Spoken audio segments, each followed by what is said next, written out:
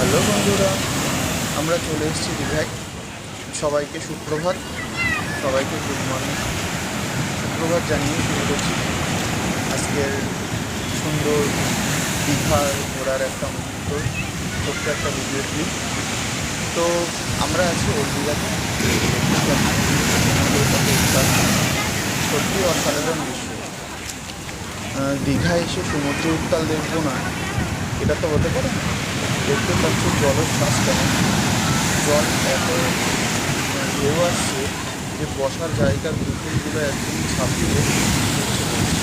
পর্যটক যারা আছে, অবশ্য পর্যটক এখন বেশি নেই, অনেক সকালবেলা বেরিয়েছি সূর্যোদয় দেখতে মোহনাতে, কিন্তু সেটা মনে হয় এবার দেখতে হবে না। কারণ এবার প্রচুর বৃষ্টি হচ্ছে, ঝলমলিয়ে ঝলমলিয়ে কান্না হচ্ছে। দেখো এবার মনে হচ্ছে সেটা আর দেখা হবে না সূর্যোদয়, কারণ এখানে হালকা বৃষ্টির মধ্যে রোদের তো দেখা নেই, কিন্তু এই সমুদ্র উপকূলে দেখো লোকের আনাগোনা বিকালে প্রচুর, কিন্তু সকালে নেই। যাদের বিশেষ করে এক্সারসাইজ করার প্রয়োজন আছে আমার মতো, তারা বেরিয়ে পড়ছে, আর যারা মোহনাতে মাছ দেখার উদ্দেশ্যে তারা বেরিয়ে পড়ছে।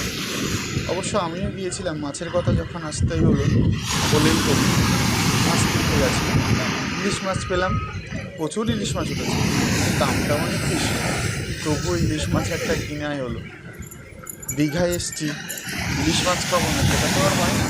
ইলিশ মাছ দিয়ে খিচুড়ি দুপুরবেলা হচ্ছে মেনুতে, তো সেটা থাকছেই।